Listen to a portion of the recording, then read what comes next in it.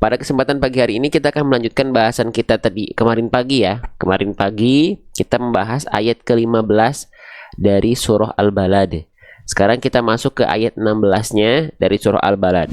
Tanpa berlama-lama, mari kita mulai saja dari huruf yang pertama. Huruf yang pertama yang kita lihat pada ayat ke-16 ini, kita mendapati ada huruf apa ini teman-teman sekalian? Nah, yang ini. Nah, ini namanya huruf apa? Kira-kira nih, ada yang tahu atau tidak? Namanya adalah huruf hamzah ya. Sepakat ya, jangan sampai kalau teman-teman, nah ada kan yang jawab alif ya. Oke, berarti saya izin untuk tilang. Wah, ini bukan alif ya. Hah, ini bukan alif. Lah kok bukan alif, Bang? Nah, di sini namanya bukan alif. Kenapa? Karena kalau yang disebut dengan alif itu, dia tidak berharokat. Alif itu tidak memiliki harokat. Tuh, ini ada harokatnya. Nah, kalau pengen lihat alif yang mana? Nih, kalau pengen lihat alif, alif itu yang ini. Nih. Nih, ini alif. Alif itu dia tidak berharokat, dan bukan hanya tidak berharokat, dia selalu diawali oleh huruf berharokat fathah. Nah, jadi kalau ada yang tidak berharokat tapi tidak diikuti fathah, maka bukan alif juga. Alif itu adalah contoh di sini. Ini alif bukan. Ini bukan alif. Kenapa? Karena dia tidak diikuti fathah.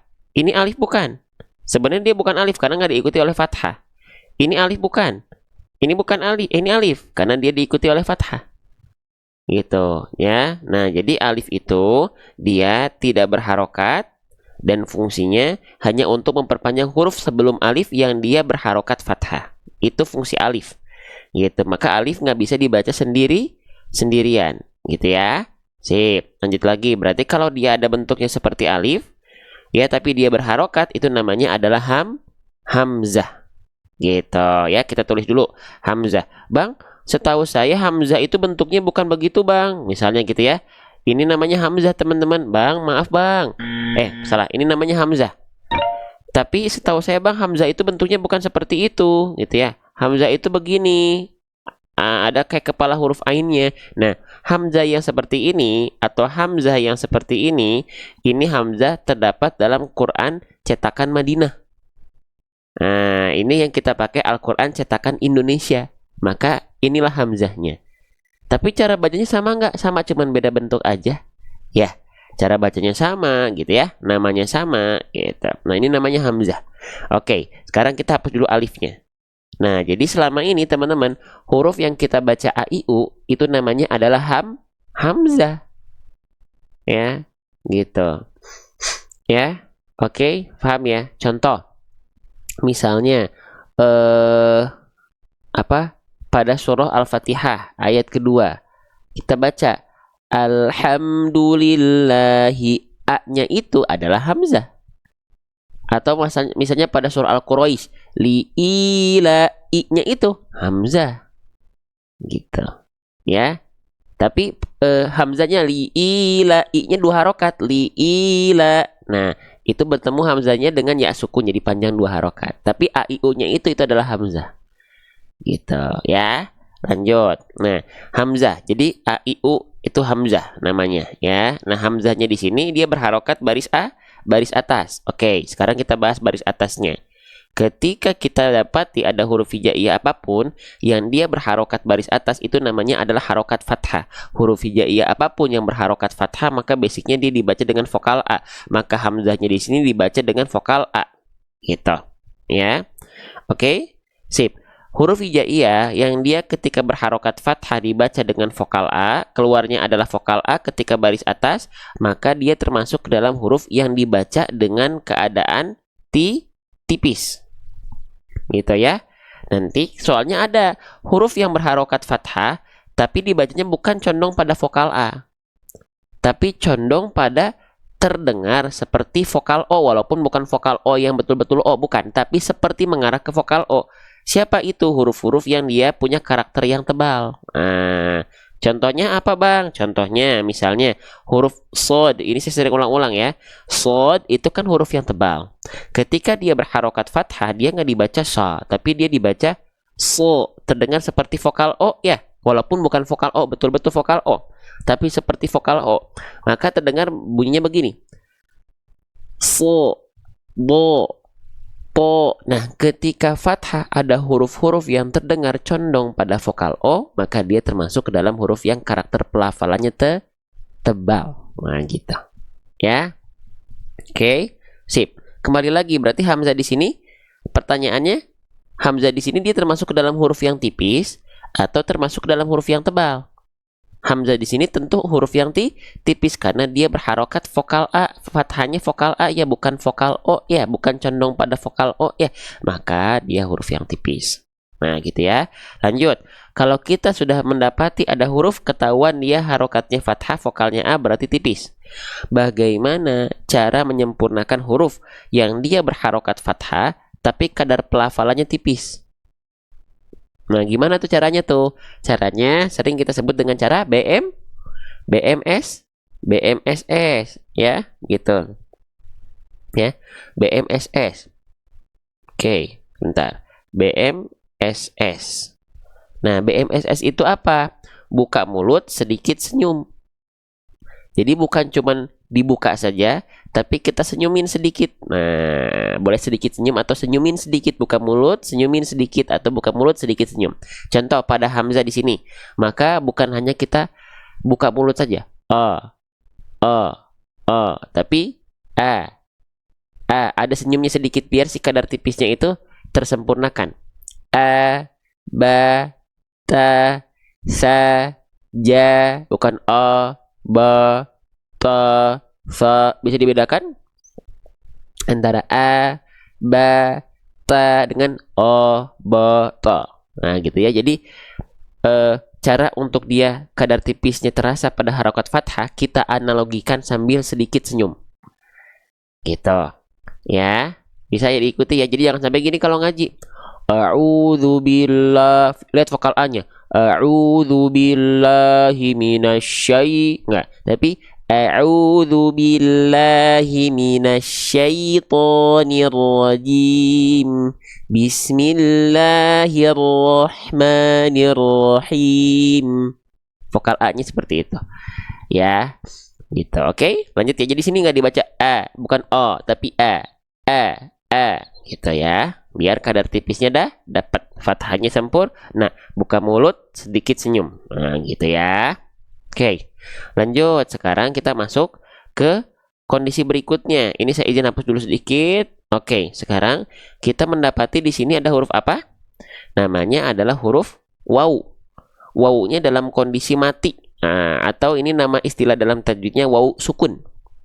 Ya. Nah, ketika kita mendapati teman-teman sekalian ada waw sukun yang dia diikuti oleh huruf berharokat fathah, kira-kira di sini ada kondisi apa? Ada sifat waw sukun yang muncul di sini. Jadi kalau ada waw sukun ya diikuti fathah, sebelumnya ada sifat dari huruf waw sukun yang dia muncul. Nama sifatnya apa? Nama sifatnya bukan madlin, bukan madlin. Ini bukan bacaan panjang. Ini hanya kita sebut dengan lin saja. Lin, bukan madlin. Ini lin atau layin, ya. Oke, bukan mad. Oke, nanti kita bahas kenapa dia bukan mad. Ya, ini lin. Nah, lin itu adalah kondisi atau sifat yang muncul pada waw sukun, ya, pada waw sukun yang diikuti fathah. Atau ada satu lagi yang punya sifat lin, yaitu ya sukun. Ya sukun juga punya sifat lin apabila dia diikuti oleh fathah. Nah, jadi waw sukun punya sifat lin, ya sukun punya sifat lin kalau diikuti oleh fathah sebelumnya. Nah, begitu ya. Oke ya. Nah, apa itu lin? Ada yang bilang lin, ada yang bilang layin, ada yang bilang harful lin, boleh, ada yang bilang huruf lin, boleh, ada yang bilang harf lin, mangga, gitu ya. Tapi saya izin sebutnya lin atau layin saja. Lin itu apa? Arti lin itu artinya adalah lembut. Nah, ya. Atau lunak. Nah, lembut atau lunak. Nah, ya, lembut. Apa yang dibaca lembut atau lunak? Waw sukun atau ya sukunnya ketika diikuti oleh fathah. Contoh, waw sukun sebelumnya fathah maka dibacanya aumi, bukan aumi, tapi aumi. Ya sukun sebelumnya fathah, contohnya syayi, tapi syayi lembut, bukan syayi, tapi syayi Waw sukun juga sama, bukan au, tapi au. Lembut dibacanya. Waw sukun atau waw ya sukunnya ketika diikuti oleh fathah, gitu ya. Jelas sampai sini ya? Insyaallah ya. Nah, lanjutin lagi. Itu yang disebut dengan lin. Nah, sekarang Bang, apa bedanya sama madlin? Nah, kalau madlin itu adalah kondisi, teman-teman harus sepakat dulu. Yang dimaksud kondisi seperti ini namanya lin. Ya, baru kita bisa bahas apa itu madlin. Gitu ya. Oke, nah sekarang apa itu madlin? Nah, perhatikan. Kalau madlin, saya izin misalnya contoh, saya izin tutup dulu ya yang ini ya. Ada ayat setelahnya di sini, saya izin sembunyikan dulu. Oke, perhatikan. Nah, kalau madlin itu adalah kondisi di mana teman-teman mendapati ada lin yang ini, baik waw sukun sebelumnya fathah ataupun ya sukun sebelumnya fathah, dan dia berjumpa dengan huruf apapun dan dia disukunkan akibat berhenti. Misalnya kita mau berhenti di sini. Nih, kita mau berhenti di sini, maka kan mimnya berharokat kasroh. Mim kasroh itu kalau berhenti, kalau ada huruf hijaiyah yang berharokat kasroh lalu berhenti padanya, maka kan dia berubah menjadi sukun ya. Nah, jadi sukun kan? Jadi berubah jadi sukun dia. Oke. Nah, ketika ada lin yang berjumpa dengan huruf yang disukunkan akibat wakof, barulah madlin di sana. Bacanya boleh 2, 4 atau 6. Aum, baru madlin. Kalau dia nggak ketemu sama huruf yang diwakofkan, tidak ada madlin di sini. Mana madlinnya? Nggak dibaca panjang kan? Cukup aumi. Itu baru madlin. Yang tadi madlin kalau gini saja, dia nggak bertemu dengan huruf yang disukunkan, mana madlinnya? Nggak ada. Ya, nggak ada. Teman-teman sekalian, boleh 2, boleh 4, boleh 6, tidak ada yang lebih utama ketika madlin itu. Sama kayak mad alif li sukun, mana yang lebih utama? Boleh 2, boleh 4, boleh 6, nggak ada yang lebih utama. Semuanya boleh, asalkan yang lebih utama itu adalah konsisten. Ya. Oke. Nah, paham ya? Itu lin. Kalau gini berhenti baru madlin. Aum, atau panjang 6 harokat. Aum, baru madlin ya. Ya. Oke, contohnya pada surah Al-Quraisy kan akhir ayat itu madlin tuh.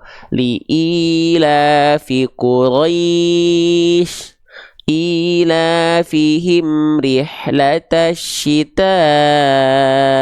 was-shaif. Itu madlin semua. Ya. Oke, paham ya? Nah, jadi ini jangan sebut madlin. Nggak ada madlin di sini. Ini lin saja karena dia tidak berjumpa dengan huruf yang disukunkan. Ya. Jelas ya? Nah, gitu. Lanjut. Kita lanjutkan ya. Lanjut. Sekarang kita masuk ke huruf berikutnya. Nah, sekarang kita masuk ke huruf ini, namanya huruf mim. Ketika dia tidak berharokat, namanya adalah huruf mim. Ya, kita tulis biar tahu nama aslinya. Ya, jangan sampai teman-teman nggak tahu nama aslinya. Ketika dia tidak berharokat, namanya mim, maka jangan sampai teman-teman sebut ini huruf ma. Oh, ini namanya huruf ma. Oh, nggak ada huruf ma ya. Ini namanya mim. Cara melafalkan huruf mim persis seperti kita melafalkan huruf M pada abjad alfabet. Gimana? Caranya cukup menyentuhkan bibir atas dan bibir bawah kita saja. Ya. Oke. Ma, mi, mu, am. Beres. Tapi yang harus teman-teman perhatikan, ketika melafalkan huruf mim adalah jangan sampai bibirnya terlalu dilipat. Contohnya, ma, mi, mu, am. Ma, mi, mu, am. Nah, enggak. Soalnya gini, kenapa saya menjelaskan ini? Ketika ada yang bertalaki kepada kami dan saya izin bantu simak bacaannya, ketika mim begitu melafalkannya. Jangan. Ya, jangan ya. Itu keliru. Itu kurang tepat. Oke, cukup sentuhkan bibir atas bibir bawah, beres. Ya. Nah, lanjut teman-teman sekalian, ya. Selanjutnya, mim di sini sudah kita ketahui cara bacanya sesimpel itu, semudah itu, ya. Nah, sekarang kita lihat mimnya berharokat baris bawah. Nah, mimnya berharokat baris bawah. Ketika kita mendapati ada huruf hijaiyah yang dia berharokat baris bawah, ada yang tahu nggak harokat baris bawah itu nama harokatnya apa? Kalau baris atas kan tadi nama harokatnya fathah. Kalau baris bawah nih, dia nama harokatnya dalam istilahnya tuh apa sih? Kasroh. Makasih ya yang udah aktif, Masya Allah. Namanya adalah harokat kasroh. Huruf hijaiyah yang dia berharokat kasroh, maka dia mesti dibaca dengan vokal apa? Dengan vokal i. Ya, maka huruf mimnya di sini nggak kita baca mim, nggak kita baca ma, nggak kita baca mu, tapi kita baca harus mi. Kenapa? Karena dia harokatnya harokat baris bawah, harokatnya harokat kasroh. Makanya dibacanya au tambah mi, jadinya aumi. Aumi. Udah gampang aja itu teman-teman. Nah itu mudahnya. Sekarang kalau teman-teman ingin sempurnakan pelafalan kasrohnya, nah ada juga. Tadi kan mudahnya ya udah baca aumi beres. Sekarang saya izin bantu untuk menambah khazanah dan wawasan kita, bagaimana caranya kita menyempurnakan harokat kasroh vokal i kita agar terdengar jelas artikulasi vokal i-nya. Caranya gimana? Oke, teman-teman, setiap harokat baik fathah, baik kasroh, ataupun nanti ada dhammah gitu ya, itu punya yang namanya itmamul harokat. Apa? Itmamul harokat. Apa itu itmamul harokat? Baik, kita bahas ya. Bismillah. Nih, jadi setiap harokat itu punya yang namanya itmamul harokat. Itmamul harokat itu artinya adalah kesempurnaan harokat. Kesempurnaan harokat ini kita pelajari untuk memperjelas kejelasan a, i, u vokal kita atau disebutnya artikulasi. Ya, artikulasi biar apa menjelaskan artikulasi ini? Biar ngaji kita tidak seperti orang yang bergumam atau kumur-kumur. Ya. Apakah teman-teman pernah dengar ya ada yang baca Quran seperti ini? A'udzu billahi minasyaitonir rajim. Bismillahirrahmanirrahim. Alhamdulillahi rabbil alamin. Itu bagus bacaannya. Tapi dia kurang sempurna, bukan berarti salah besar, tapi kurang sempurna bacaannya. Kenapa? Karena tadi itmamul harokatnya tak tersempurnakan. Nah, kalau misalnya itmamul harokat ini kita sempurnakan, insya Allah bacaan ngaji kita nggak akan seperti orang yang sedang bergumam.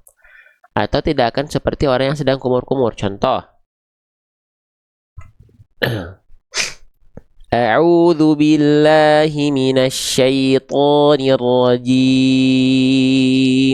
Bismillahirrahmanirrahim.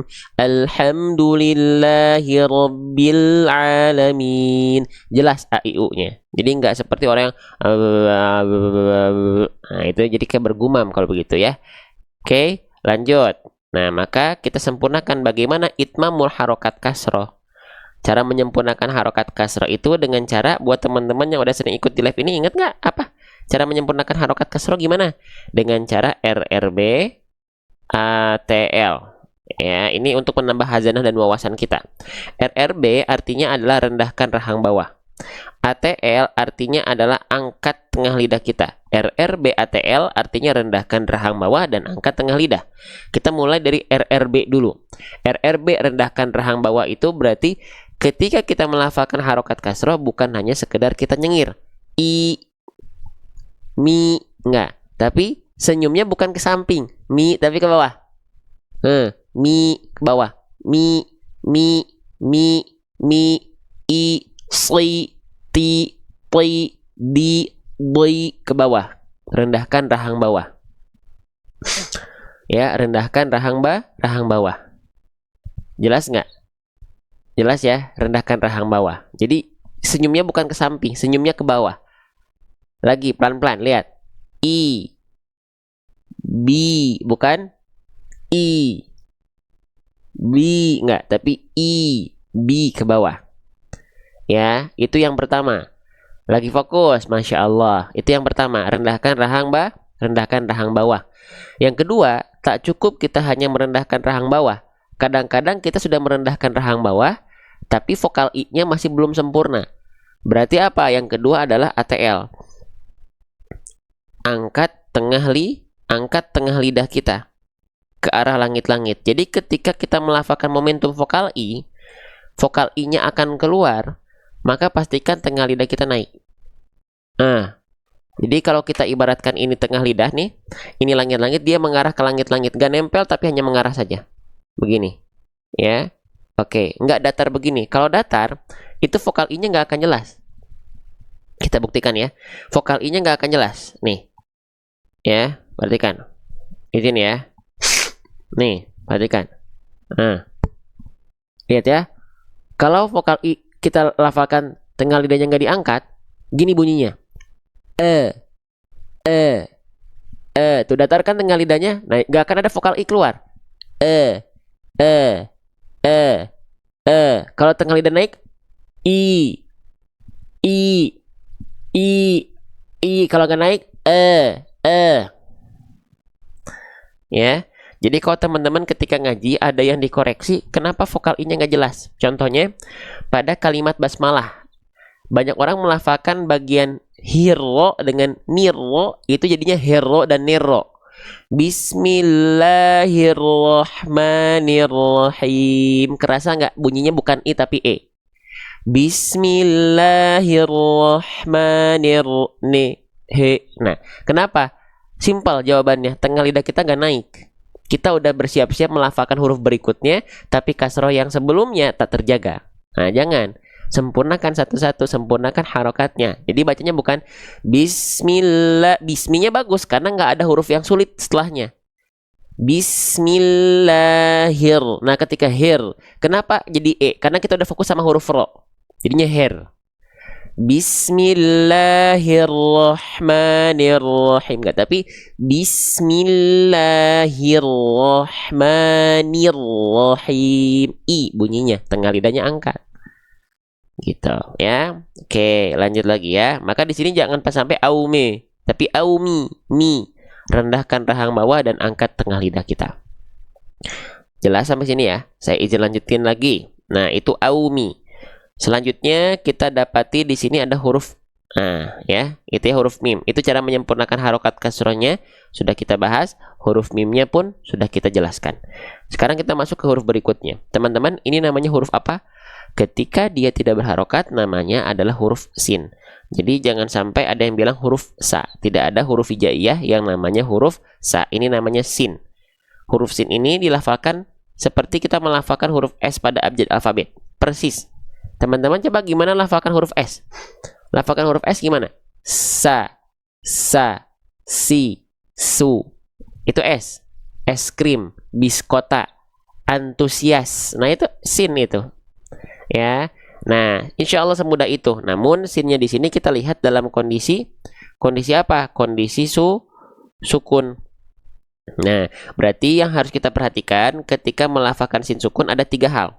Ada tiga hal. Apa aja? Yang pertama, saya izin tulis ya. Yang pertama, dia punya sifat namanya hams, artinya mengalir nafas. Dia punya sifat namanya rohwah atau rikhwah, artinya apa? Mengalir suara. Yang terakhir dia punya sifat namanya sofir. Sofir ini bukan sofir taksi maksud saya, tapi sofir artinya berdesis. Nah, tiga sifat ini ketika kita melafalkan sin dalam kondisi sukun harus apa? Harus mengalir. Ya, harus mengalir. Pastikan dia mengalir. Nah, banyak orang melafalkan sin ketika sukun itu putus. Baik nafasnya, baik suaranya atau desisnya. Karena ini satu paket semua teman-teman. Nafasnya hilang, suara dan desisnya akan hilang juga. Suaranya gak ngalir, nafas dan desisnya akan terputus juga. Perhatikan ya. Jangan bacanya begini. Au miskinan. Biasanya dia suka terputus kalau bacaan tempo bacaan ngaji kita lambat. Au miskinan. Lambat banget misalnya. Ada nggak dengar yang ngaji pelan-pelan banget? Boleh. Asalkan tertunaikan sifat-sifatnya. Jangan jadi putus mentang-mentang temponya lambat, bacanya au miskinan. Enggak salah, berarti sinnya nggak sempurna di sini. Tapi au miskinan,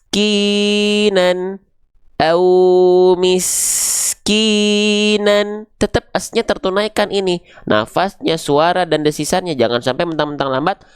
Au miskinan. Enggak, sifat-sifat yang mengalir suara, mengalir nafas Ditambah lagi di sini ada sifat sofir berdesis. Ketika sukun, tunaikan semua mengalir, jangan berhenti di tengah-tengah. Iya, itu ya. Lanjut. Yo, jadi jangan berhenti, jangan sampai tempo lambat berhenti, tidak tertunaikan sifat-sifatnya. Ya. Yo, ini udah difoto belum? Mau difoto silahkan. Jadi kita contohkan bacaan yang keliru. Au miskinan. Salah. Dan bacaan yang insya Allah lebih tepat. Au miskinan. Nah, itu lebih tepat. Insya Allah. Ya. Berdesis sama hams beda. Desis ya desis. Hams ya hams. Ya. Oke. Lanjut. Au miski. Nah, ya. Oke. Kalau hams dan berdesis sama, kalau hams dan sofir sama, berarti semua sifat hams itu berdesis gitu. Ya enggak. Ha kecil dia mengalir nafas, hams. Ha, tapi nggak berdesis. Cuma nafas doang. Kalau sin, dia berdesis dan mengalir nafas. Gitu, ya. Beda ya. Lanjut. Au miski. Nah, sekarang kita masuk ke huruf berikutnya. Nah, ini saya tandain dengan warna hijau dulu. Teman-teman, huruf yang saya tandain ya, warnai dengan warna hijau, kira-kira ini huruf apa namanya? Ketika dia tidak berharokat, nama hurufnya apa? Nama hurufnya adalah huruf kaf. Saya izin tulis ya. Nah, namanya adalah huruf kaf. Jangan sampai teman-teman ada yang mengatakan bahwasannya ini adalah huruf K. Tidak ada huruf hijaiyah yang namanya huruf K. Oke? Sip, lanjutkan lagi. Nah, ini namanya adalah huruf kaf. Bagaimana cara melafalkan huruf kaf? Cara melafalkan huruf kaf itu persis seperti kita melafalkan huruf K pada abjad alfabet. Kakiku, kuku, kaki, kakak, kakeku, kaku, kaku. Nah, itu huruf kaf itu sama. Itu huruf K dan huruf kaf sama. Cuman ada salah satu sifat yang harus jadi perhatian kita ketika melafalkan kaf. Apa? Nama sifatnya adalah hams. Nah, sama. Tadi hams apa artinya? Ada di sifat huruf sin juga. Nama hams itu artinya adalah mengalirkan nafas, menghembuskan angin, ya, mengeluarkan udara, mengalirkan udara. Nah, ini sifat basicnya hams tuh artinya mengalir nafas. Ya, jadi kalau teman-teman lagi belajar huruf hijaiyah, mendapati ada sifat yang namanya hams, maka itu adalah mengalir nafas. Ya, tapi ada pengecualian dua huruf. Siapa saja? Huruf kaf dan satu lagi adalah huruf ta. Ya, huruf kaf dan huruf ta itu punya sifat hams, tapi kadarnya bukan mengalir. Nah, lantas apa untuk huruf kaf dan ta? Yuk kita bahas pelan-pelan. Mana kaf ya? Nih. Perhatikan tuh. Ya, perhatikan tuh huruf kaf, dia punya sifat hams ya. Tapi ternyata kadarnya bukan mengalir nafas, tapi percikan nafas. Begitupun dengan huruf ta. Nih, misalnya huruf ta, ya. Mana huruf ta? Ini dal nih. Tuh. Kelihatan? Huruf ta dia punya sifat hams, tapi dia percikan nafas. Iya enggak? Nah, kenapa bisa seperti itu? Sedangkan contoh misalnya huruf sin tadi di sini. Nih, tuh. Sedangkan huruf sin dia punya sifat hams, tapi kadarnya mengalir nafas.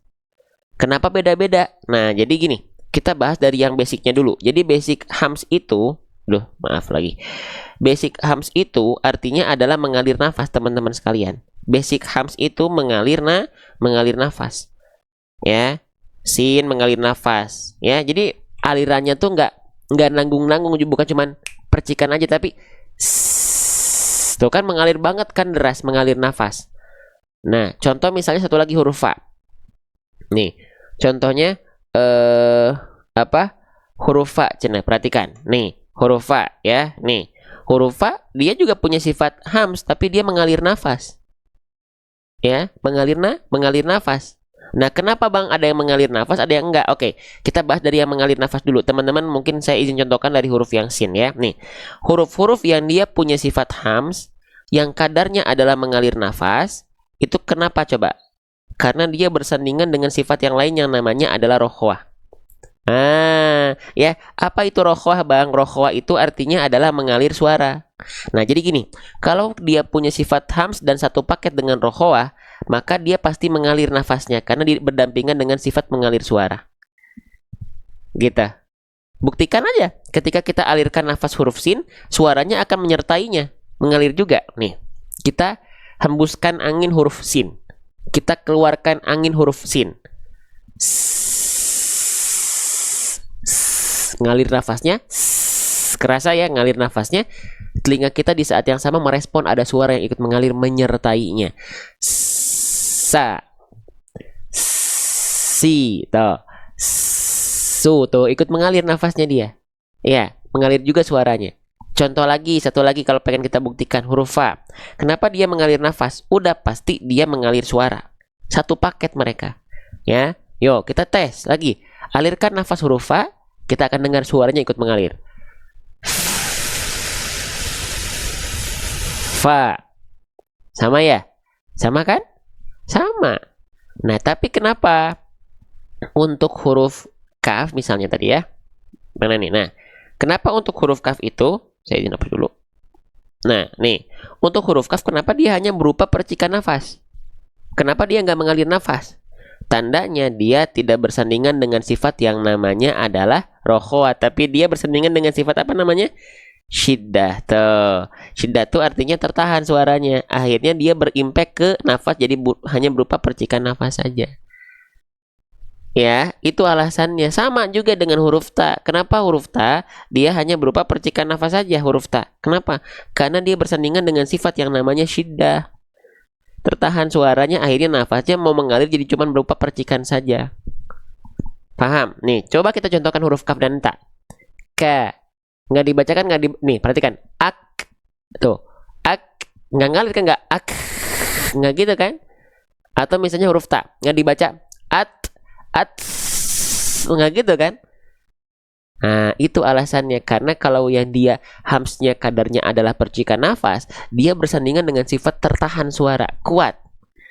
Contohnya tadi misalnya huruf ta, dia akan terhenti dulu suaranya at, terhentikan ketika makhrajnya nempel at, nggak ngalir kan, tertahan kan suaranya, baru keluar percikan nafasnya at. Tuh, at. Kalau saya satu ini ini sifat, kalau saya isyaratkan dengan satu, ini artinya sifat syiddah yang sedang saya tampakkan. Yang kedua, syiddah itu tertahan suara. Yang kedua, ini sifat percikan nafasnya. At, it, ut, at tuh. Sifat syiddahnya dulu tertunaikan, baru nya keluar.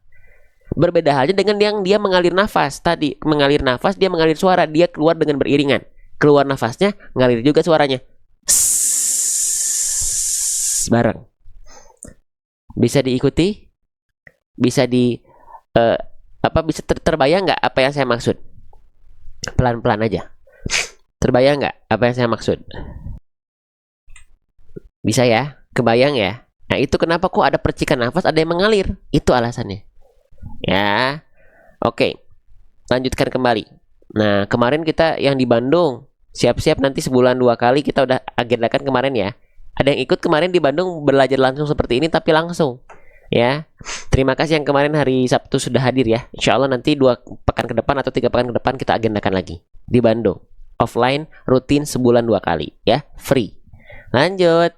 Nah, ada Kang, ada hadir Kang ikut, Masya Allah, Alhamdulillah. Lanjut ya. Bunda Nita datang ya kemarin ya, Masya Allah. Oke, lanjut tuh ya. Tanggal berapa aja Kak? Setiap hari Sabtu atau enggak Ahad, 2 pekan sekali ya, atau sebulan 2 kali. Oke, lanjutkan lagi. Nah, jadi di sini dia ternyata huruf kaf itu bukan mengalir nafas sifat hamsnya, tapi hanya berupa percikan nafas saja. Ya udah, tinggal dipercikan aja, jangan sampai berlebihan. Contoh begini, berlebihan tuh begini. Au miskinan, enggak kayak begitu. Kan percikan, bukan becek. Au miski, udah gitu aja. Ka, ki, ku, ak, kerasa nggak ada percikan nafasnya? Ka, ki, ku, ak, ik, uk, ak, ik, uk. Nah gitu, dipercikan saja. Ki, tapi jangan berlebihan. Ki, nggak gitu juga. Natural saja. Ya, jelas ya? Bisa difahami ya? Sip, kita lanjutkan lagi. Hapus bagian ininya dulu. Sekarang kita masuk ke harokatnya. Sudah kita bahas tadi harokatnya, kita ulang lagi sedikit. Ini namanya harokat apa? Namanya adalah harokat kasroh. Kalau ada huruf, di bawah huruf ada baris bawahnya, ini namanya harokat kasroh. Kalau ada huruf hijaiyah yang dia berharokat kasroh, maka dia dibaca dengan vokal I ya. Dia dibaca dengan vokal I. Maka ketika kita bacanya gini, au miski. Ingat bagaimana cara menyempurnakan vokal I pada harokat kasroh? Kalau pengen simpel udah aja baca biasa aja. I, a, i, u ya biasa aja. Cuman saya izin ingatkan lagi kalau kita pengen menyesuaikan dengan kaidah, ada aturannya juga kalau kita pengen menyempurnakannya. Gimana cara menyempurnakan harokat kasroh? Maaf teman-teman. Ya, bagaimana cara menyempurnakan harokat kasroh? Dengan cara RRBATL. Apa? Pokoknya ingat vokal I, ingat harokat kasroh, ingat RRBATL. Saya ingatkan lagi ya. RRBATL. RRB itu rendahkan rahang bawah. ATL itu angkat bagian tengah lidah. Boleh saya contohkan lagi nggak teman-teman? Boleh saya ulang lagi? Boleh saya bahas lagi nggak? Atau teman-teman sudah paham? Bosan diulang-ulang? Kalau nggak bosan saya ulang lagi nih. Ya, nah kalau teman-teman misalnya bosan berarti teman-teman sudah bisa gitu aja ya. Oke, nih jadi sempurnanya harokat kasroh teman-teman sekalian. Kalau selama ini kita menganggap harokat kasroh itu harus dibaca dengan cengar-cengir, meringis-ringis. Contohnya begini, ki, ki, ki, ki. Nah nyengir gini ternyata itu kurang tepat. Tapi sempurnanya harokat kasroh itu dilafalkan dengan cara apa? Wazun khifadin bin khifadin lil fammi yatimu. Dengan cara merendahkan rahang bawah dan angkat bagian tengah lidah. Jadi yang pertama rendahkan rahang bawah itu begini. Dia ditariknya bukan ke samping, tapi ke bawah. Ki, bukan ki, tapi ki. Ki enggak, tapi ki. Ki. Sli. Tli. Ri. Ki. Ke bawah. Ya, gitu. Jadi gak perlu cengar-cengir. Ya. Oke, itu yang pertama. Yang kedua, harus diangkat bagian tengah lidahnya. Nah, perhatikan teman-teman. Ketika kita mengeluarkan momentum vokal I pada harokat kasroh, pada huruf yang berharokat kasroh, tengah lidah kita tuh nggak datar begini.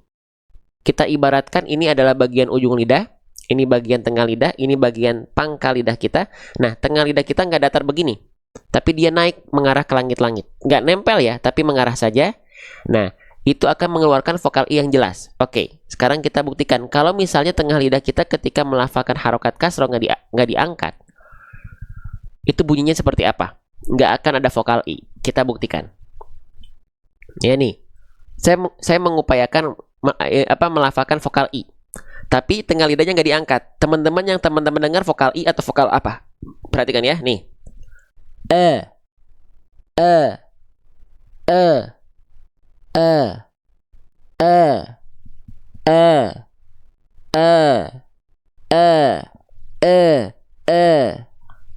Harusnya angkat tengah lidahnya. I.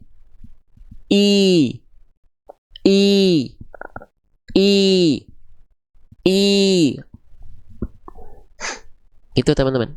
Ya, jadi kalau teman-teman sempat dikoreksi oleh guru teman-teman, oleh syekh teman-teman, oleh mentor ngaji teman-teman, vokal I-nya nggak jelas, tengah lidahnya kurang diangkat. Angkat aja, pasti vokal I jelas. Bismillahi, a'udzu billahi, pasti jelas. Ya, jadi angkat bagian tengah lidah kita ketika melafalkan vokal I. Kalau pengen sempurna, ya. Gitu. Masalah dunia saja kita pengen yang terbaik, masalah ngaji kok banyak beralasan kita. Yuk semangat ya. Au miski. Nah gitu ya. Gitu. Oke. Selanjutnya kafnya sudah kita bahas, cara melafalkannya sudah kita bahas, insyaallah. Sekarang ki-nya berapa harokat panjangnya? Nah ki-nya ini berjumpa dengan ya sukun. Oke, ini ada bentuk seperti mangkok, lalu ada titik duanya di bawah. Ini namanya adalah huruf ya. Ya-nya dalam kondisi sukun. Nah, ini kondisi seperti ini ada hukum tajwid. Ketika teman-teman mendapati ada huruf ya sukun yang dia diikuti oleh huruf berharokat kasroh, maka dia mesti dibaca dengan kadar panjang 2 harokat. Ya, tulis pelan-pelan aja. 2 harokat. Apa nama hukum tajwidnya? Nama hukum tajwidnya adalah mad tabi'i. Nanti kita bahas. Bang, kalau saya sering sebutnya bukan mad tabi'i, Bang. Misalnya gitu ya. Saya sering sebutnya mad asli. Boleh nggak? Mangga, silahkan. Ya, kita tulis dulu deh. Mad asli. Oke, boleh nggak kita sebut ini mad asli? Boleh. Kenapa? Karena mad tabi'i adalah bagian dari mad asli. Tapi kalau jawabannya mad asli, ini jawaban umum. Karena mad asli bukan hanya mad tabi'i. Sedangkan kondisi ini adalah mad tabi'i. Paham nggak? Ya, mad asli itu bukan hanya mad tabi'i. Ada mad silah qasirah, ada mad yang lain. Salah satunya mad tabi'i. Maka jawaban spesifik adalah mad tabi'i. Jawaban umum itu mad asli yang masih belum jelas mad asli yang mana. Ya, gitu. Oke. Nah, gitu. Perhatikan, ya. Selanjutnya, di sini kita mendapati ada mad tabi'i. Salah satu hukum tajwid paling banyak dalam Al-Quran yang akan sering kali kita temui adalah mad tabi'i. Ya, oke, mad tabi'i. Perhatikan, mad tabi'i itu apakah hanya kondisinya hanya kasroh berjumpa dengan ya sukun saja? Ternyata jawabannya tidak. Ada 3 keadaan basic dari mad tabi'i. Yang pertama, kasroh berjumpa dengan ya sukun. Yang kedua apa? Yang kedua adalah fathah. Di sini tuh ada lagi tuh mad tabi'i berjumpa dengan alif. Ini mad tabi'i juga. Yang terakhir adalah dhammah berjumpa dengan waw sukun. Nah, ada 3 keadaan. Kalau ada huruf berharokat kasroh ketemu sama huruf ya sukun, maka mad tabi'i. Ada huruf berharokat fathah berjumpa dengan alif, maka itu adalah hukum tajwid mad tabi'i. Kalau ada huruf berharokat dhammah berjumpa dengan waw sukun, maka itu adalah hukum tajwid mad tabi'i. Ini adalah kondisi mad tabi'i 3 keadaan ini. Ya. Dan hukum tajwid paling banyak dalam Al-Quran salah satunya adalah mad tabi'i. Maka pastikan kadar 2 harokat teman-teman tepat. Ini di ayat pendek saja. Ada berapa? Au miskina dzamat robah, itu ada 2 hukum tajwid mad tabi'i. Ya, belum di ayat-ayat yang lain. Maka pastikan mad tabi'i teman-teman tepat di 2 harokat. Nah, banyak orang melafalkan mad tabi'i itu 2 harokatnya kepanjangan atau malah kecepatan. Harusnya pas di 2 harokat. Ya. Caranya gimana biar 2 harokat kita pas? Caranya buat teman-teman yang belum ngeh nih, 2 harokat tuh segimana sih panjangnya? Cukup dengan cara diayun dengan nada. Ya. Ayun. 2 kali ayun, karena 2 harokat maka 2 kali ayun. Contoh, au miskinan, kinan. Disesuaikan dengan tempo bacaan. Kalau tempo bacaannya lambat, maka ayunannya ikut lambat, maka 2 harokatnya ikut lambat. Au miskinan. Kalau temponya cepat berarti au miskinan. Disesuaikan dengan tempo bacaan. Gitu. Ya. Jelas teman-teman sekalian? Paham sampai sini? Lin sudah kita bahas ya. Jadi saya nggak bahas dulu karena sudah kita bahas di awal tadi ya. Oke, kita sekarang sedang menatap hukum tajwid yang ini. Ya, izin ya. Nanti kalau ada hukum tajwid yang ditanyakan lagi kita bahas lagi. Ayun. Ya, pakai nada. Kina zama. Samain juga zama karena dia mad tabi'i juga. Oh, Bang, berarti mad tabi'i itu harus selalu diayunkan ya? Oh, tentu saja tidak. Diayunkan dengan nada tadi adalah sebagai tips dan trik untuk teman-teman sahabat-sahabat yang belum ngeh 2 harokat itu segimana. Kalau nggak diayunkan pun nggak masalah, asalkan apa? 2 harokatnya terjaga. Contoh, au miskina zama. Tetap 2 kali ayun tapi nggak pakai nada. Berarti kan nggak ngayun nada kita, tapi tetap kadarnya mah 2 kali ayun. Lagi, au miskina zama kinan zama. Ya, teman-teman sekalian. Oke, lanjutkan kembali. Itu ya, diayunkan. Nanti kalau sudah terbiasa nggak diayunkan pun ya nggak apa-apa. Gitu ya. Lanjut. Au miskina. Oke, kita lanjutkan kembali teman-teman sekalian ya. Sekarang kita masuk ke huruf nun. Ya, di sini teman-teman mendapati ada bentuk seperti mangkok, lalu ada titik 1 di atas. Ini namanya huruf apa? Ini namanya huruf nun. Ketika dia tidak berharokat, namanya adalah huruf nun. Ya, saya izin tulis teman-teman sekalian. Nama asli hurufnya ya, nun. Jangan sampai teman-teman bilang huruf na. Tidak ada huruf hijaiyah yang namanya huruf na ya. Oke, nun. Nah, bagaimana cara melafalkan huruf nun? Ya udah, ini ada huruf n, ya udah itu huruf nun. Jadi untuk huruf nun ini insya Allah nggak terlalu kita banyak bahas karena senatural itu. Nun seperti kita melafalkan n, nana, nini, nano, nano, nun, nun, nun, nun, nun, sama kayak huruf n. Ya, nah tinggal kita lihat nunnya di sini dia berharokat baris atas 2. Kita bahas yang basicnya dulu. Nih, nunnya di atasnya baris atas 2 teman-teman sekalian. Nah, kalau baris atas 1 tadi sudah kita bahas di sini namanya harokat fathah ya. Oke, sip. Kalau misalnya baris atasnya 2, nama istilahnya apa sih? Nama istilahnya adalah ya, ini kan tadi fathatain ya. Maaf ini fathah. Kalau baris atas 2 berarti fathah tain. Kalau baris 1 kan fathah. Kalau baris 2 berarti fathah tain. Namanya. Kalau baris atas 1 fathah basicnya dibaca dengan vokal A. Kalau fathah tain baris atas 2 basicnya dibaca dengan vokal plus konsonan. Vokal konsonan an. Maka huruf nun di sini nggak dibaca nun. Nggak dibaca na, nggak dibaca ni, tapi dibacanya nan. Secara basic dulu, biar kita tahu basicnya gimana bacanya. Nan. Maka kalau kita baca, berarti begini. Au miskinan. Betul? Itu basicnya. Kenapa dibaca dengan vokal an? Karena fathah tain. Fathah tain dibacanya dengan vokal konsonan an. Kalau fathah saja, yang ini dibacanya dengan vokal a saja. Karena fathah tain baris atas 2 jadinya nan gitu. Oke. Au miskinan. Oke, sekarang kita geser sedikit. Pertanyaannya adalah apakah nan di sini tetap dibaca miskinan za ketika berjumpa dengan zal? Apakah tetap dibaca nan za? Apakah tetap dibaca seperti itu? Jawabannya adalah tidak. Nah, jadi fahami dulu yang basicnya, baru lihat keadaan berikutnya. Oh, asalnya nan, tapi ternyata karena berjumpa dengan zal nggak dibaca nan, tapi dibacanya gimana bang? Kita bahas sekarang. Ya, ada hukum tajwid apa di sini? Ada hukum tajwid namanya adalah ikhfa, teman-teman sekalian. Kita tulis hukum tajwidnya, ya, ikhfa. Oke, ikhfanya ikhfa yang mana? Ikhfa hakiki namanya. Kalau ada yang menyebutkan ikhfa syafawi itu dihukum mim mati. Ini kan nggak ada mim mati di sini. Ini nanti maksudnya ke hukum apa? Hukum ikhfa hakiki dalam bab tajwid apa? Yuk kita bahas. Dalam bab tajwid namanya nun sukun dan tanwin. Nah, nun sukun itu artinya nun mati, tanwin itu artinya fathah tain an, domah tain un, kasroh tain in. Itu tanwin namanya. Ya, jadi tadi ikhfa hakiki itu masuk ke dalam hukum tajwid namanya hukum nun sukun dan tanwin. Maksudnya apa bang hukum nun sukun dan tanwin teh gitu ya? Sip, hukum nun sukun dan tanwin itu seperti ini teman-teman sekalian.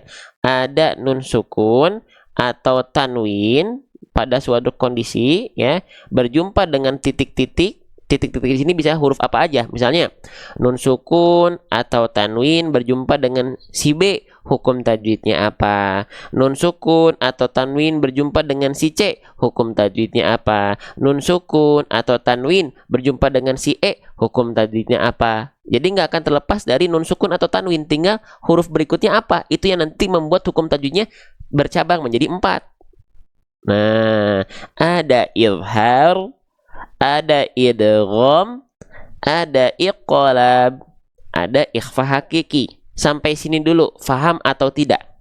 Berarti yang akan dibahas ini aja, nun sukun dan tanwin, cuma nanti hurufnya apa, maksudnya ke hukum tajwid mana gitu. Maksudnya. Jelas? Faham ya? Sedikit-sedikit. Oke. Sip. Yang kita cari yang mana? Yang kita cari adalah ikhfa hakiki. Nah, kalau pengen gampang, ikhfa hakiki itu nanti soalnya hurufnya banyak. Maka nanti teman-teman yang dihafalkan adalah huruf idhar apa aja, huruf idgham apa aja, huruf iklab apa aja. Baru ini sisanya. Ya. Nah, iklab itu adalah nun sukun ketemu sama huruf idhar itu ada apa aja? Ada 6. Hamzah, ha besar, ain, ha kecil, ghain dan kho. Oke, berarti itu masuk huruf idhar. Nanti ada huruf idgham, ada 6 juga. Ya, mim, nun, wawu, lam. ro, 6.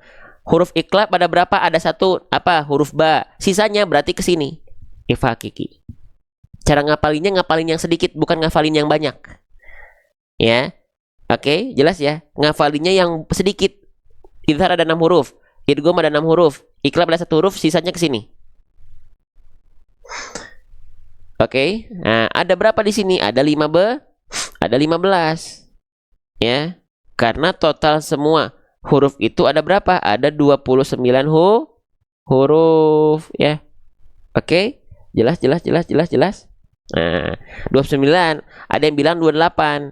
Nah, ada yang menghilangkan huruf apa? Ada yang menghilangkan huruf alif kalau nggak salah. Gitu. Ya.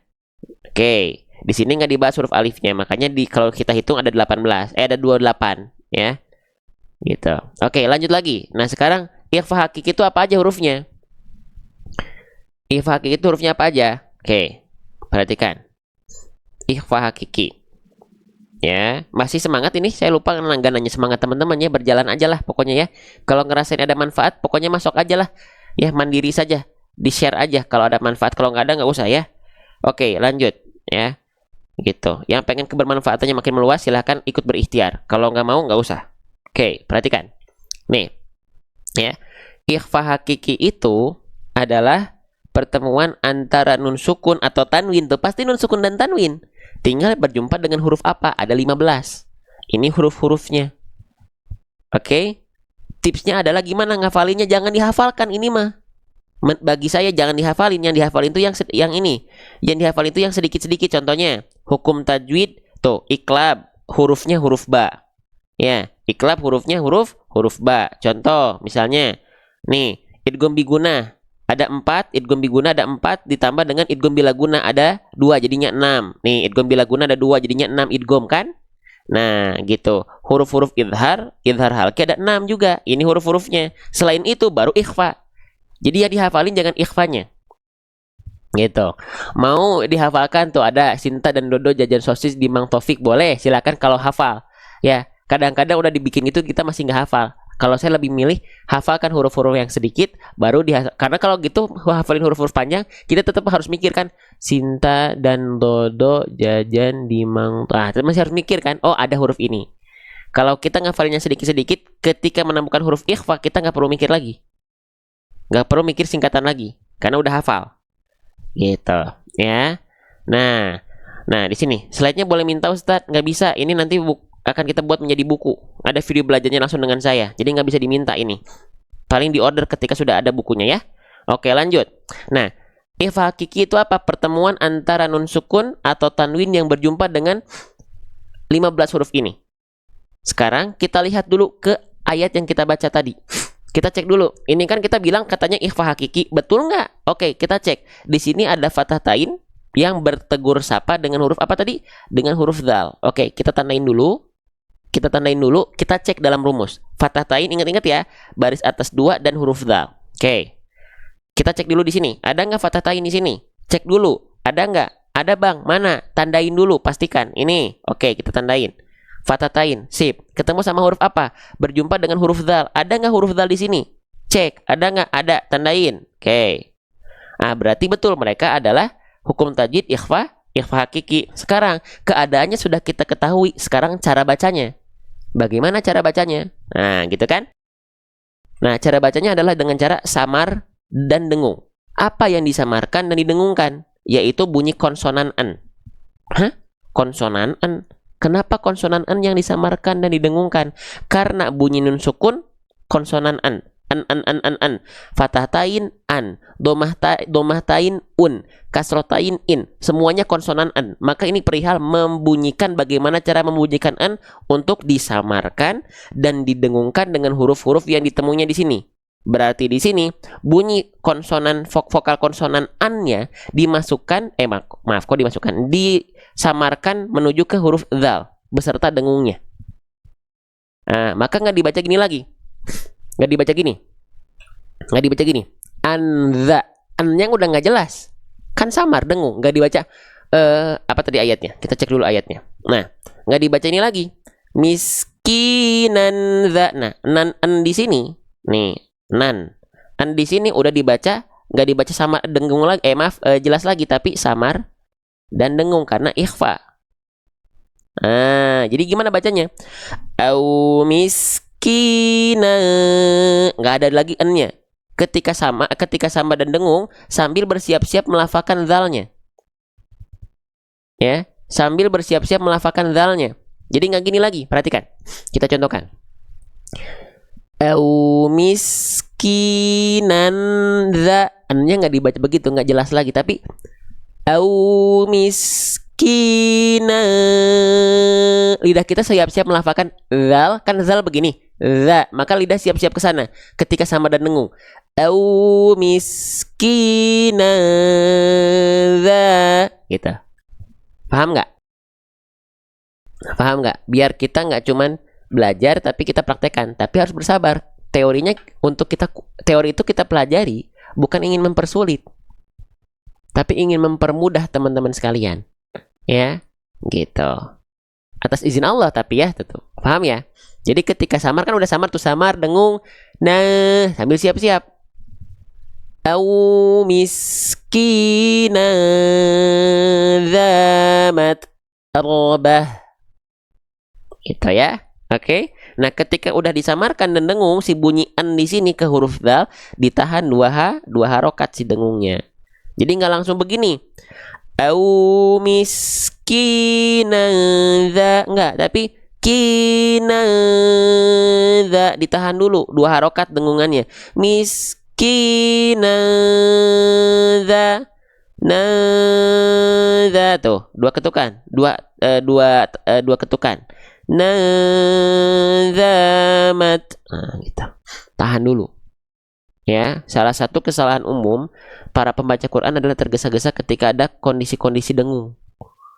Buru-buru ya, gitu. Kayak mau kemana atau teman-teman buru-buru teh mau kemana, mau pergi kemana. Ya, kalau ada hukum tajwid yang ada dengungnya, contohnya gunnah, idgham bi gunnah, gunnah musyaddada, ikhfa hakiki, ikhfa syafawi, ikhfa syafawi, iqlab. Tahan dulu dengungnya, kan ada dengung di sana. Tahan dulu. Ya, gitu. Mau beli buku tajwidnya nanti. Buku tajwidnya belum selesai. Kalau pengen gak ketinggalan info, masuk ke grup di akhir. Ya, di grup mas ini kita free. Masuk grup free. Ya, dapat rekaman live kita juga, informasi yang lainnya, kelas offline kita, ya. Kemarin udah ada kelas offline di Bandung. Kelas online-nya sedang kita persiapkan, kelas intensifnya, kelas free-nya juga ada. Tapi semuanya di grup, ya. Gitu. Yang belum di grup, silakan tungguin sampai akhir. Lanjut. Au miskina za. Nah, sekarang boleh kita fokus lagi ke ikhfa hakiki, boleh nggak? Mau lanjut di ikhfa hakiki dulu atau langsung lanjut aja? Karena ada pembahasan satu lagi yang penting untuk kita bahas. Ya. Oke, izin ya. Lanjut ya di sini ya.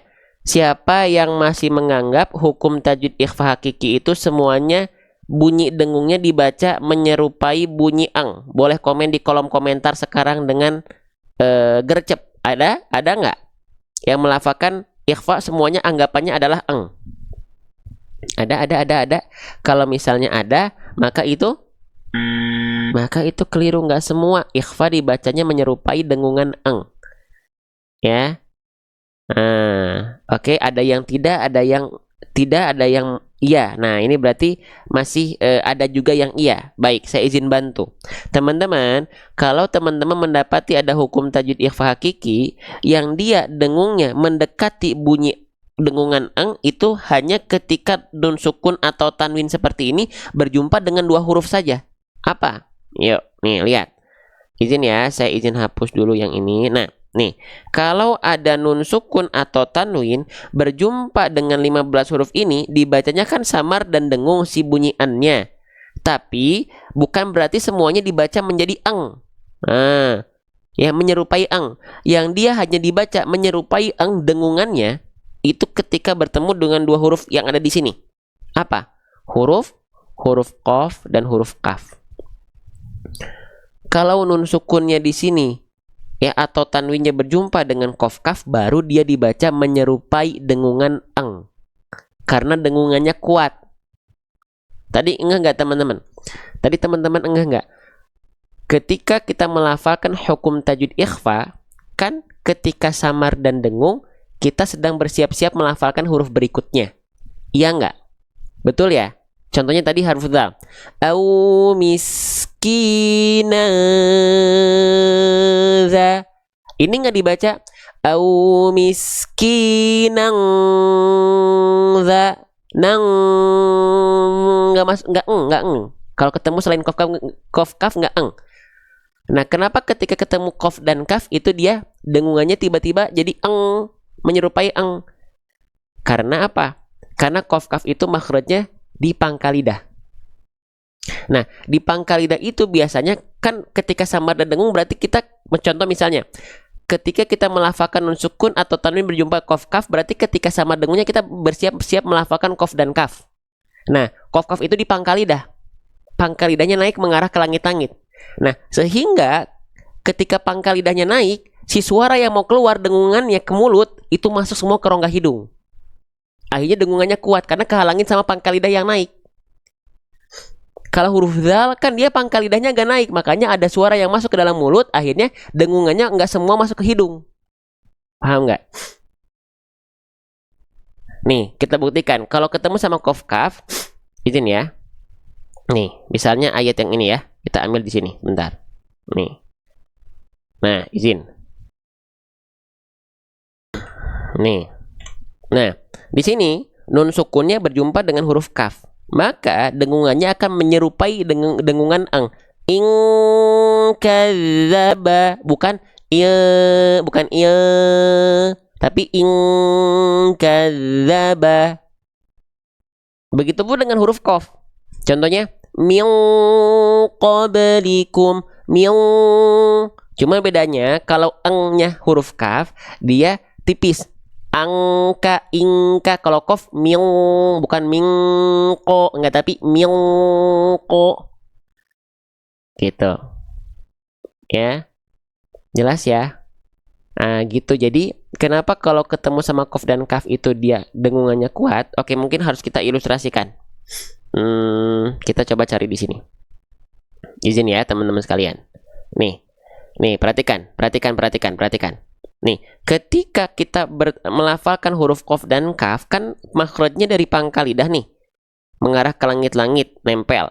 Nah, berarti kan kalau kita mau melafalkan hukum tajwid ikhfa yang berjumpa dengan qaf kaf, berarti kan si pangkal lidahnya udah mulai naik nih. Karena kan ketika kita melafalkan ikhfa sekali lagi dengan cara apa? Menyamarkan dan mendengungkan bunyi nun sukun atau tanwinnya itu konsonan an sambil bersiap-siap melafalkan huruf berikutnya. Berarti kan pangkal lidah udah mulai naik. Ketika kita bertemu dengan qaf kaf, ketika pangkal lidah sudah mulai naik, suara dengung yang akan keluar dari sini itu tertahan dia gak masuk. Karena apa? Karena kehalangin sama pangkal lidah yang naik. Akhirnya suaranya semua melipir ke rongga hidung. Akhirnya dengungannya kuat. Jadilah bunyi dengung ang. Gak masuk, dia mau ke rongga mulut gak masuk suaranya. Akhirnya masuk ke rongga mulut, ke rongga hidung. Jadinya ang kuat dengungannya. Itu alasannya sebenarnya. Ya. Berbeda halnya dengan huruf dzal. Nih, huruf dzal. Tadi kita huruf dzal. Tuh, huruf dzal kenapa dengungannya nggak kuat? Karena nggak semuanya masuk ke rongga hidung suaranya. Karena ada sebagian suaranya ada yang masih masuk ke rongga mulut. Tuh, teman-teman sekalian. Ya, iya nggak? Paham nggak? Gitu ya. Nih, contoh misalnya kita contohkan.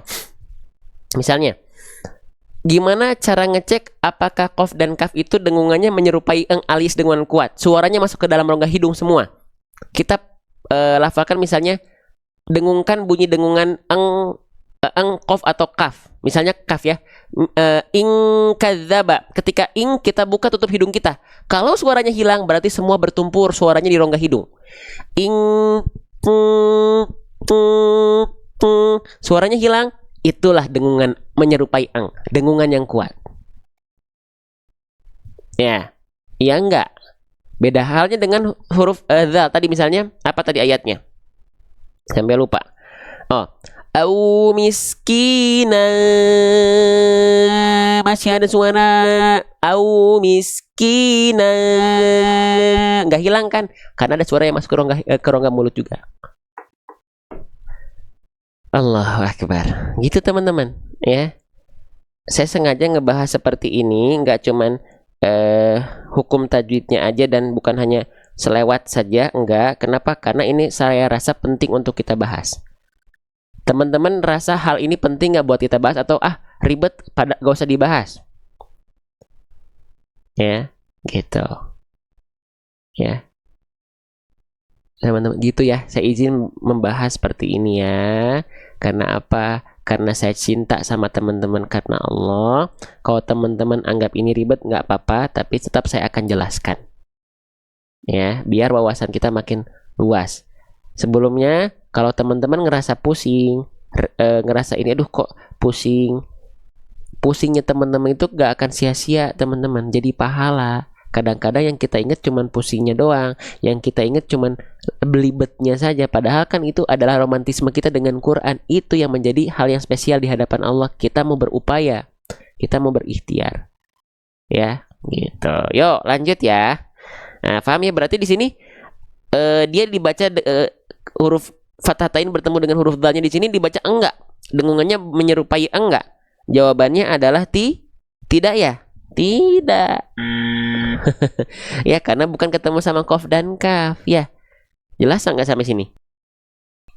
Ya, nih silahkan sok difoto dulu lah. Kalau ada yang penting-penting, teman-teman ini aja ya, inisiatif sendiri saja ya, foto silahkan. Ya, oke, lanjut. Bismillah, kita lanjutkan kembali. Ya, udah berapa menit nih? Oke, kita lanjutkan. Au miskina za. Di awal-awal saya pusing Ustadz tuh Ibu Uur ya. Alhamdulillah sekarang jadi ketagihan atas izin Allah. Ya, gitu. Jangan hanya mengejar hasil teman-teman. Saya izin ya menyampaikan dulu sedikit ini. Jangan yang kita kejar hanya hasil, sedangkan kita melupakan bahwasanya proses itulah yang membuat jadi ada pahalanya tuh prosesnya. Jangan yang kita kejar hanya hasil. Hasil itu Allah akan titipkan kepada kita. Tapi kita mau berproses atau tidak itu gimana kita. Proses full kendali manusia. Hasil full kendali Allah. Kalau teman-teman ingin mengikis rasa sombong dan kecewa, hindarkan perasaan bahwasanya hasil karena teman-teman. Gak sama sekali. Ya, proses aja. Hasil kok Allah nanti yang nitipin. Ya, lanjut ya. Bismillah. Ya, lanjut teman-teman sekalian ya. Bismillah, yuk semangat. Lanjut ya. Sekarang kita akan membahas huruf ini nih. Sekarang huruf dalnya yang kita bahas. Tadi kan huruf hukum tajwid ikhfanya. Sekarang hurufnya yang kita bahas. Ini namanya huruf apa? Ini namanya adalah huruf dzal. Ketika dia tidak berharokat, namanya adalah huruf dzal. Bagaimana cara melafalkan huruf dzal? Nah, oke. Cara melafalkan huruf dzal itu dilafalkan dengan cara apa? Nah, sebelum kita bahas caranya, saya izin bahas dulu. Ya, kalau kita nggak perhatikan huruf dzal, kalau kita tidak memperhatikan pelafalan huruf dzal, ada 4 hal yang nanti akan keliru. Ya, 4 kemungkinan yang membuat dzal ini menjadi keliru. Yang pertama, huruf dzal dilafalkan menjadi huruf dal.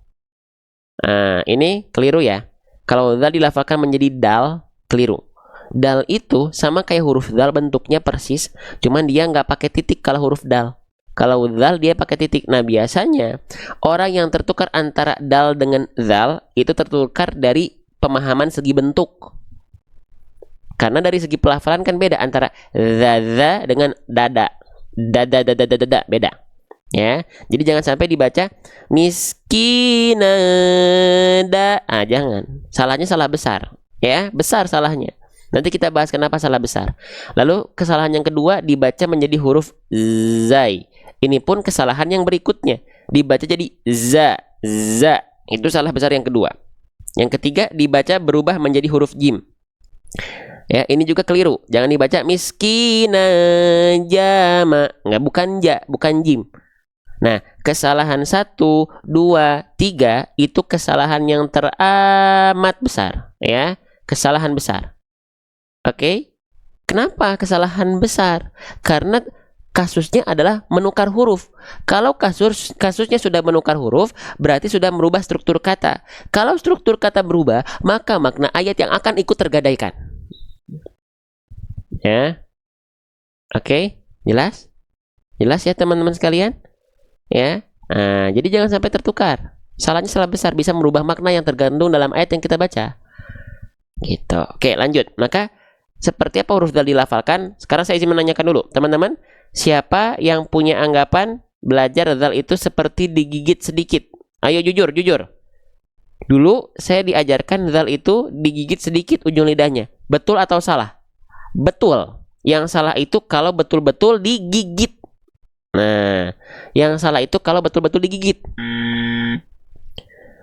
Nah, makanya sekarang ketika saya menjelaskan huruf dal, analoginya saya tidak menjelaskan seperti digigit. Kenapa? Karena khawatir ada di antara teman-teman yang menganggap seperti digigit itu adalah digigit betulan. Akhirnya nanti ada sifat dari huruf dal yang akan hilang. Ada dari sifat huruf dal yang akan hilang. Oke, kita coba cek huruf dal. Bismillah. Sebentar ya. Nih huruf dal. Ya, jadi huruf dal itu iya betul seperti digigit, tapi bukan betul-betul digigit. Kalau betul-betul digigit nanti ada sifat dari huruf dal yang hilang. Apa? Dal itu punya sifat yang namanya rokhwah. Rokhwah itu artinya adalah mengalir suara. Nah, ketika dia dilafalkan digigit betul-betul, maka dia sifatnya berubah menjadi syiddah. Jadi tertahan suaranya. Nah, emang huruf dal itu dilafalkan seperti apa? Oke, huruf dal dilafalkan dengan cara menyentuhkan bagian ujung lidah kita ke ujung gigi sari atas kita tipis-tipis. Nempel ujung lidah kita ke ujung gigi sari atas kita tipis-tipis. Wadhu wadzalu wasalil ulya min tarafaihima. Jadi begini. Fokusnya ujung lidah ke ujung gigi sari atas. Gigi sari bawah nggak usah diapa-apain. Za. Za. Zi. Zu. Azza. Nempelin ujung lidah kita ke gigi seri atas kita tipis-tipis. Ya, jangan terlalu ditekan, jangan digigit. Nanti suaranya hilang begini. A'udzu, bukan du, tapi zu. Harus ngalir suaranya dengan karakter yang begini. Za. A'udzu. Zu, bukan du.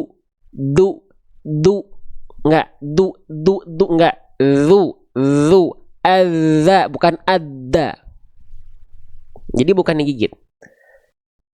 Kalau digigit sifat rohwanya hilang jadi syiddah dia. Ya. Oke, paham sampai sini ya? Baik, kita lanjutkan kembali. Ya, kita lanjutkan kembali. Nah, lanjut. Perhatikan. Au miskina dza. Nah, ujung lidah kita sentuhkan tipis-tipis ke ujung gigi sari atas kita. Nanti sedang kita persiapkan ilustrasinya, videonya buat teman-teman yang nanti akan hadir di buku kita. Ya, yang nanti akan hadir di buku kita. Masya Allah, sebentar ini kayaknya error. Oke, nih. Huruf dal ya. Huruf dal. Kita cari dulu. Masya Allah, bukan di sini deh. Nah, huruf dal. Nih. Huruf dal nanti akan ada di buku kami. Nanti disematkan di scan barcode. Teman-teman scan aja di buku kami, di buku saya yang sedang kami persiapkan buat teman-teman spesial huruf dal. Ini huruf dal. Perhatikan ya. Abaikan muka sayanya, tapi fokus terhadap pelafalannya. Ya, huruf dal. Kita zoom sedikit. Nah, ini huruf dal pelafalannya seperti ini. Maaf. Belum nyambung kayaknya ya. Sebentar.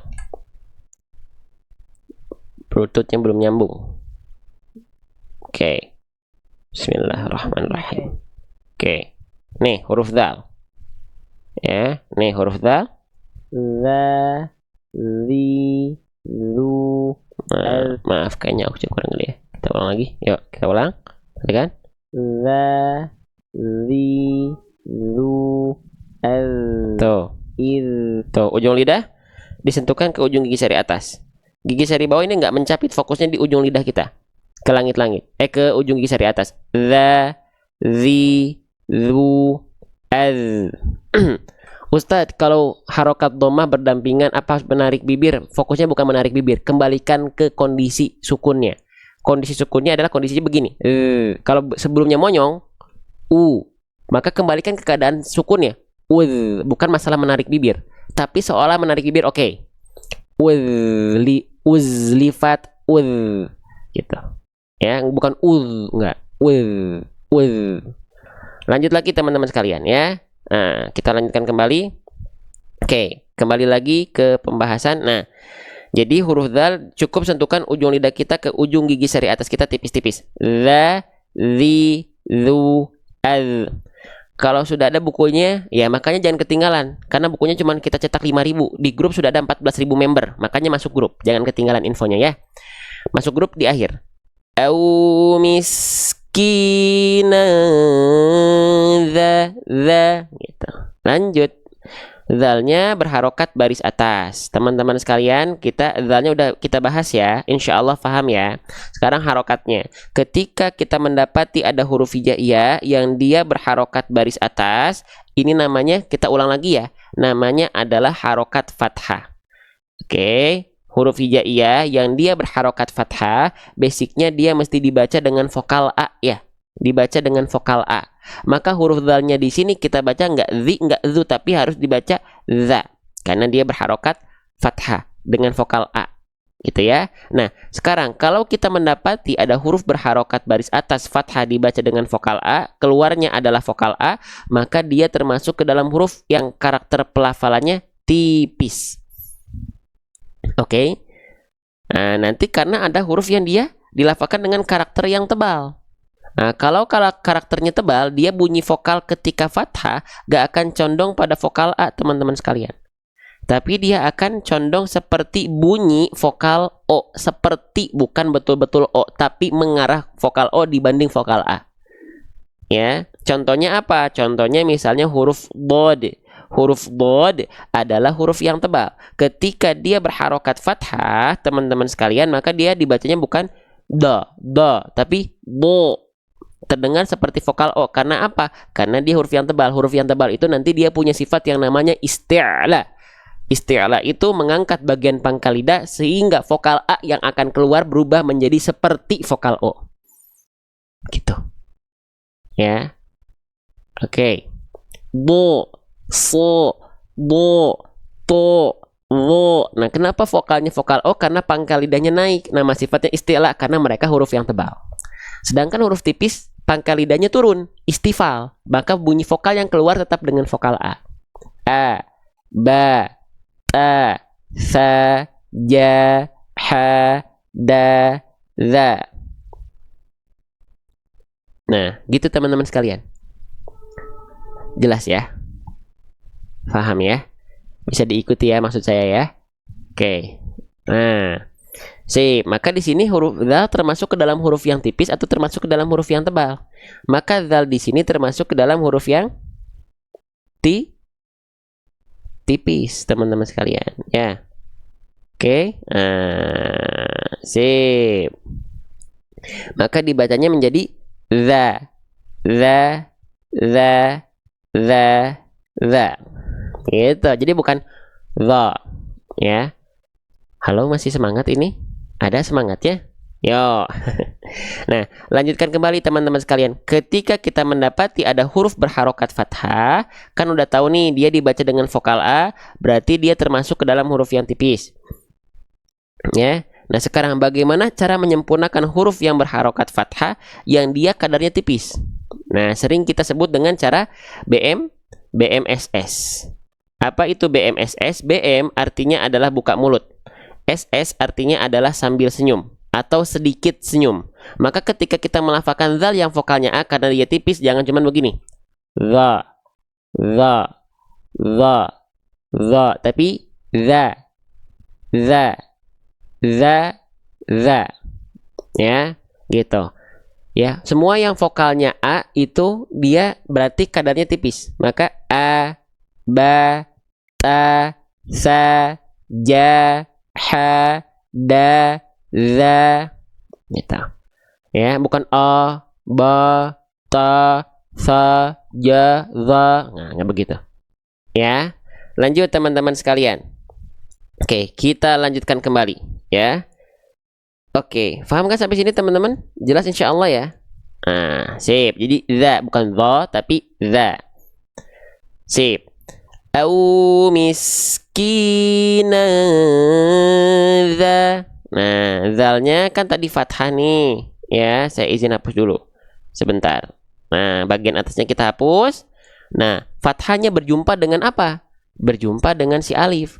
Kalau kita mendapati ada huruf hijaiyah yang dia harokatnya harokat baris atas berjumpa dengan alif, maka dia mesti dibaca 2 harokat. Sudah kita bahas tadi ya. Nama hukum tajwidnya adalah mad tabi'i. Saya izin tulis mad tabi'i. Boleh kita sebut juga dengan mad asli, boleh. Namun mad asli itu jawaban umum. Karena mad asli itu bukan hanya mad tabi'i saja, ada mad-mad yang lain. Makanya alangkah lebih detail atau alangkah lebih tepat kalau kita sebut dia adalah mad tabi'i. Ya, mad tabi'i. Oke, ya. Selanjutnya, maka bagaimana agar mad tabi'i ini 2 harokatnya pas? Kadang-kadang kita ada yang kepanjangan, ada yang kependekan gitu ya, tapi tepat di 2 harokat. Caranya buat teman-teman yang masih suka kepanjangan, diayunkan saja. Ya. Zama diayunkan dengan nada 2 harokat, berarti 2 kali ayun dengan nada. Ya, sama di sini ada kasroh berjumpa dengan ya sukun, ini juga mad tabi'i, bentuk lain. Ya, maka ketika kita baca begini, au miskina zama, diayunkan dengan nada teman-teman sekalian. Jelas ya? Diayunkan dengan nada. Oke, sip. Nanti kalau sudah terbiasa tidak diayunkan dengan nada pun ya nggak apa-apa, asalkan yang terpenting adalah 2 harokatnya terjaga gitu ya. Diayunkan itu buat teman-teman yang belum konsisten, 2 harokatnya masih bingung 2 harokat itu segimana sih panjangnya, nah diayunkan saja dengan nada, beres gitu ya. Lanjut, zama. Lanjut teman-teman sekalian, di sini kita mendapati ada huruf mim. Mim dilafalkan seperti kita melafalkan huruf M pada abjad alfabet. Gimana? Ma mimu am, ma mimu am, bilkan minum di mana gitu ya. Alhamdulillah. Ya, sama kayak kita melafalkan huruf M alfabet. Tapi jangan sampai apa? Jangan sampai dilafalkan dengan bibir yang terlalu dilipat. Ma, mi, mu, am. Nggak begitu, ya. Oke, kita lanjutkan. Nah, ya. Au miskina zama. Ma-nya vokal A ya. Berarti tipis, buka mulut sedikit senyum. Ma, bukan mo, tapi ma. Ma. Ya. Oke. Terakhir di tak sukun ya. Habis itu kita masuk ke, ini tuh udah 1,5 jam teman-teman ya. Gitu. Ya, ini masih ada semangatnya nggak? Kalau masih ada kita lanjut. Kalau enggak kita beres habis ini. Terakhir, betul-betul terakhir ini berarti nggak ada tambahan lagi. Ya. Sudah mulai pada ke kantor, sudah mulai capek, Capek nggak? Lanjut nggak nih? Lanjut, boleh. Terakhir, ya. Di sini kita mendapati ada huruf namanya huruf ta. Ya, nama aslinya ketika dia tidak berharokat adalah huruf ta. Kesalahan yang sering kali terjadi ketika kita melafalkan huruf ta apa? Jangan sampai lidah kita menjulur keluar mulut. Ya, jangan sampai lidah kita menjulur keluar mulut. Ini keliru. Contohnya gimana, Bang? Contohnya seperti ini. Nih, lihat. Tati tubat. Ujung lidah kita keluar. Tati. Nah, huruf ta tidak dilafalkan dengan cara seperti itu. Lantas, seperti apa huruf ta seharusnya kita lafalkan? Ya, oke, perhatikan. Huruf ta dilafalkan seperti ini, teman-teman sekalian. Ya, kita kenalan sedikit sama huruf ta. Perhatikan baik-baik. Nah, ini namanya huruf ta. Ta, jangan sampai dilafalkan lidahnya menjulur keluar mulut seperti digigit gitu ya, atau melet, ngelel, nongol ujung lidahnya, enggak. Seperti yang tadi kita contohkan sekali lagi. Ta, ti, tu, at. Enggak ya. Lantas seperti apa huruf ta ini dilafalkan? Kita ingat. Seluruh huruf hijaiyah itu punya yang namanya makhraj.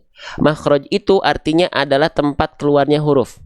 Di mana tempat keluar dari huruf ta? Geser, zoom. Nih, dia dilafalkan dari torful lisan. Jadi nama istilah makhrajnya adalah torful lisan. Apa itu torful lisan? Torful lisan itu artinya adalah lisan, artinya lidah. Torof artinya ujung, berarti lisan torful lisan artinya lidah kita yang ujung, atau ujung lidah kita sentuhkan ke pangkal gigi seri atas kita. Wato wadalu watamin huwamin ulyasanaya. Ya, seperti apa itu? Gitu ya, seperti apa? Nih, ilustrasinya. Nih, kita zoom. Kelihatan? Ujung lidah kita disentuhkan ke pangkal gigi seri atas kita. Nih, area yang berwarna ungu itu namanya ujung lidah kita. Torful lisan tuh ini, ya. Nah, disentuhkan ke, nah ini ada gigi, bukan ke giginya, tapi ke pangkalnya, ke gusi tempat tumbuhnya. Tubat. Nah, di sini dilafalkannya, persentuhannya di sini, teman-teman sekalian. Ya, oke. Baik, kita akan coba contohkan. Perhatikan. Di sini ya. Nih. Nah, perhatikan. Ya, kita izin contohkan. Nih, huruf ta. Ya, kelihatan? Jelas? Nih. Kita ibaratkan ini adalah lidah kita, ya. Ujung lidah kita yang ini, ya, ini kan ada gigi seri atas kita sini, ya. Ini gigi seri atas kita, teman-teman ya. Nah, bagian dalamnya, nah itulah yang bagian pangkalnya itu bagian dalamnya ini. Nah, nempel ke sini, ke pangkalnya. Nempel ke sini, jadi ujung lidah kita wato uwadal wata, nih ujung lidah kita min huwa min ulyasanaya, nempel ke pangkal gigi seri atas kita di sini. Ya, ini 3D modelnya. Ya, sekarang kita cari ilustrasi pergerakannya. Ada di buku kita insya Allah. Ya, nih huruf ta ya. Nah, ini bentuk scare-nya saya sama teman-teman. Ya, biar nggak setengah-setengah belajarnya, kita maksimal dari apa yang saya mampu sampaikan. Nih huruf ta dilafalkan seperti ini. Perhatikan baik-baik. Ta, ti. Sekali lagi. Ta. Nah, ya sekali lagi, maaf ini kayaknya kurang gede deh. Oke, sekali lagi. Ta, ta. Kelihatan nggak persentuhannya? Nah, lihat di sini. Tuh, ujung lidah kita bukan ke giginya, tapi ke pangkal gigi seri atas kita. Halo, assalamualaikum. Kelihatan? Itu huruf ta dilafalkan. Ya, sekali lagi, ya. Kita lihat dari 3D modelnya dulu. Aduh, masya Allah. Ya, masya Allah. Bentar. Nah, sekali lagi ya. Ujung lidah kita di sini, yang ini, ya, disentuhkan. Ini kan ada pangkal gigi seri atas kita nih. Ini ada gigi seri atas kita nih. Nah, pangkalnya tuh bagian yang ini.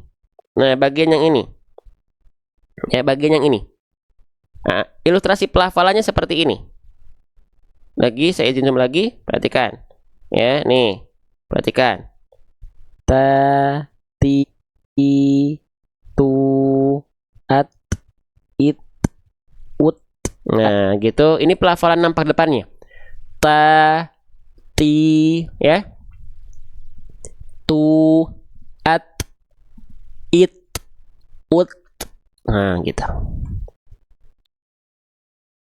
Gitu teman-teman sekalian. Ya. Jelas sampai sini teman-teman? Insyaallah bisa diikuti. Jelas? Semangat atuh teman-teman ya. Kita sudah berikhtiar seperti ini, semoga ada manfaatnya buat kita, ada kebaikan buat kita atas izin Allah. Ya, ini ilustrasi 2 dimensinya, gambarnya. Tati tubat. Nah, begitu. Oke, lanjut ya. Nah, sekarang kita lihat lagi itu cara melafalkan taknya. Sekarang sifatnya yang harus kita perhatikan. Perhatikan.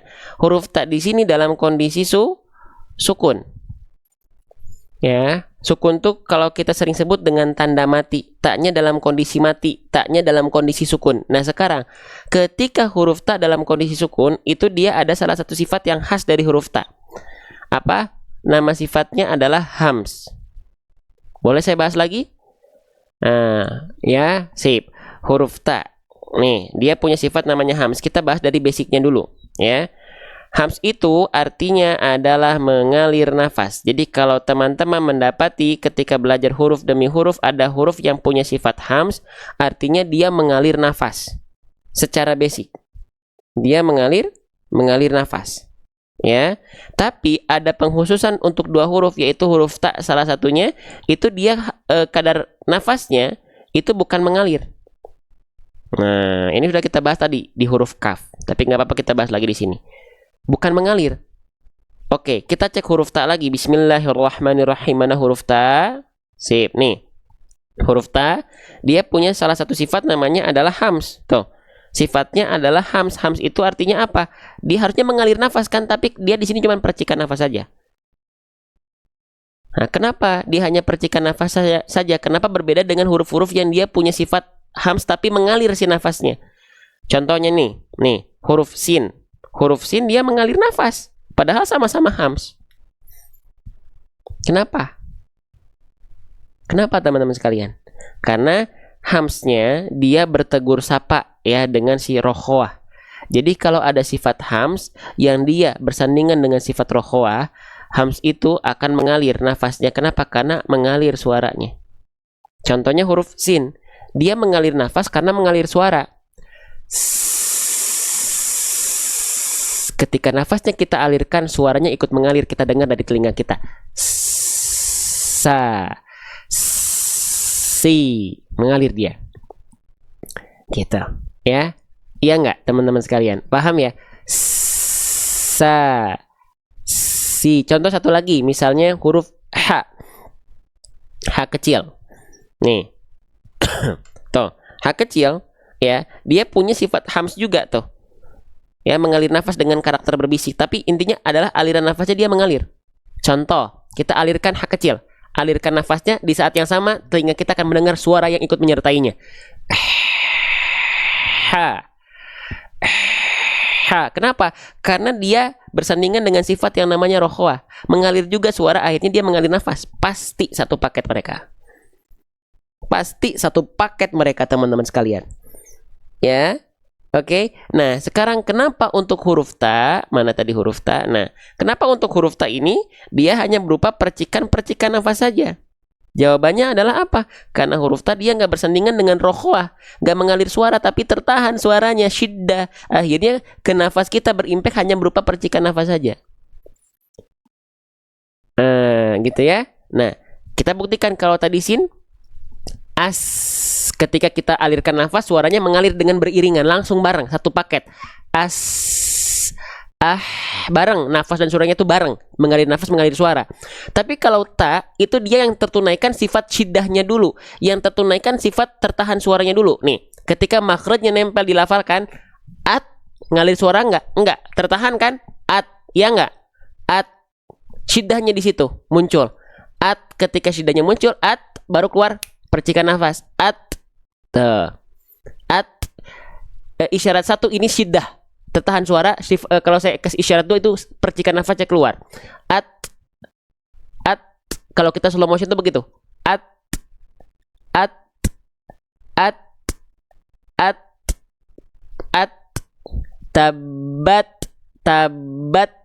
tabat yada. Paham? Jelas? Nah, itu ya, jadi percikan nafas teman-teman sekalian. Hati-hati, bukan percikan-percikan bunyi S. Tabat yada. Ada yang begitu bacanya? Percikan nafas bukan S. Kalau S itu namanya sofir, berdesis itu maksudnya kalau S. Ta nggak punya sifat sofir. Ta nggak punya sifat sofir, nggak punya sifat berdesis. Kenapa tiba-tiba ada S-nya? Jangan teman-teman. Yang punya sifat sofir itu contohnya adalah huruf sin, berdesis, itu sin. Kenapa huruf ta jadi ada sifat-sifat SS-nya? Ya. Nah, oke, jadi hati-hati, bukan. Jadi kita mengada-ngada kalau ada s-nya di sana berarti sofir, desis itu. Ya, jangan diadain tuh sifat desisnya. Karena dia bukan desis tapi percikan nafas, bukan berdesis. Ta itu nggak punya sifat sofir teman-teman sekalian, ya, dia hanya berupa percikan nafas saja, ya. Oke, jadi bukan begini, perhatikan, bukan miski itu kalau sin baru ada sofirnya dia, ya. Miskina damat mat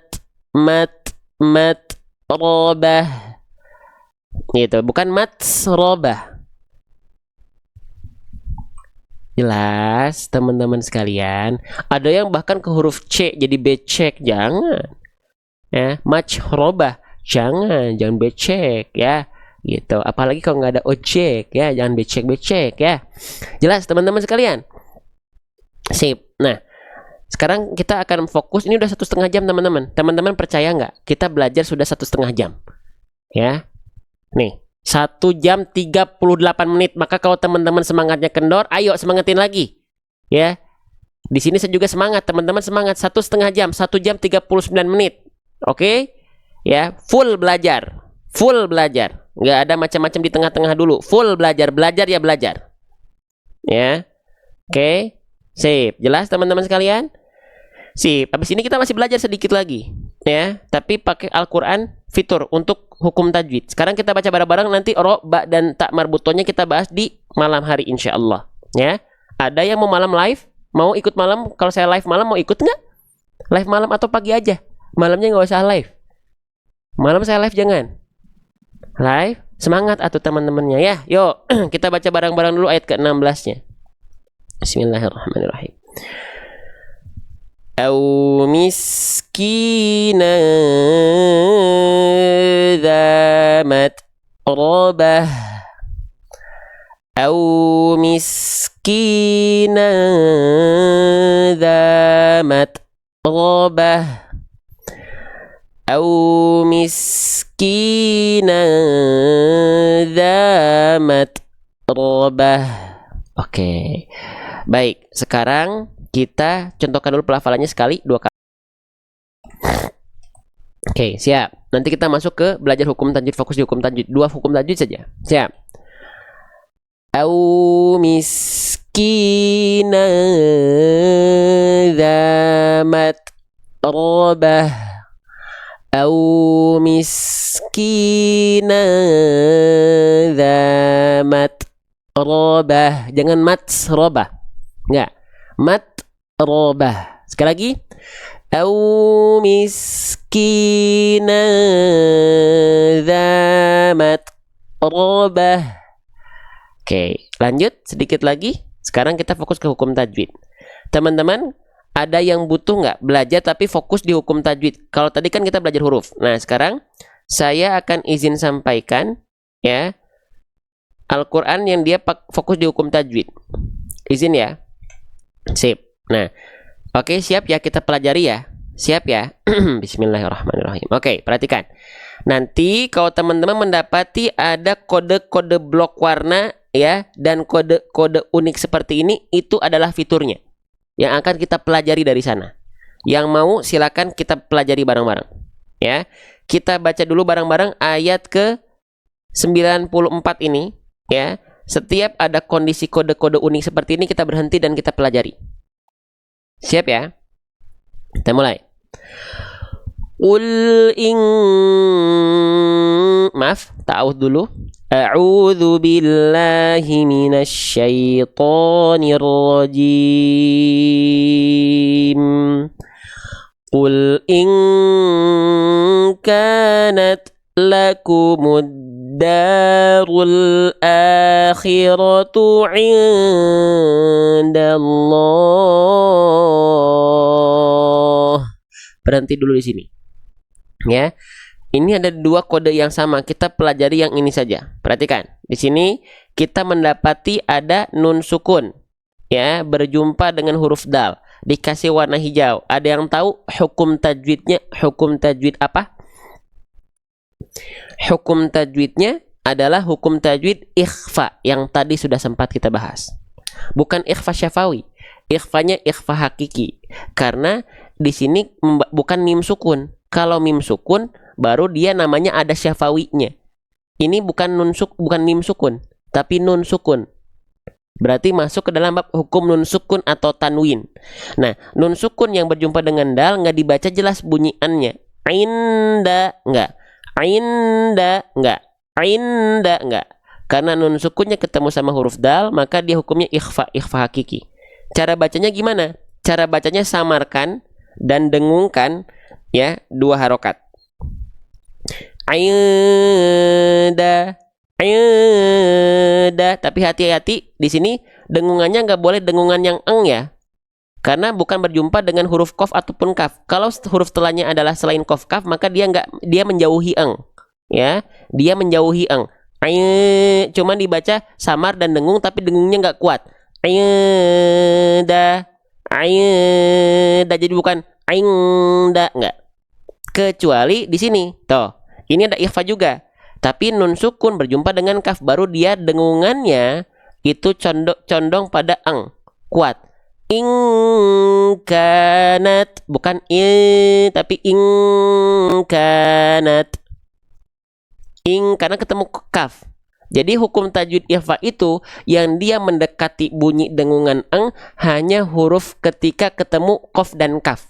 Min qablikum an kana in kadzaba in kanat. Gitu. Ya, bibirnya gimana kalau tipis ya enggak, jangan tebal. Jadi maksudnya gini, kalau tipis dia enggak, bedakan. Nih, kalau qaf dan kaf. Contohnya qaf kaf saja. Kalau tipis berarti gini. Ing. Kalau tebal ming. Beda tipis saja. Kalau yang tipis dia terlihat seperti seolah tersenyum sedikit. Bukan ing, enggak gitu juga. In kanat. Kalau tebal min qablikum, min qablikum. Ya. Oke. Qul in kanat lakumud darul akhiratu Nah, ini nggak kuat kalau ini. Kalau tadi ketemu kaf, kuat dia.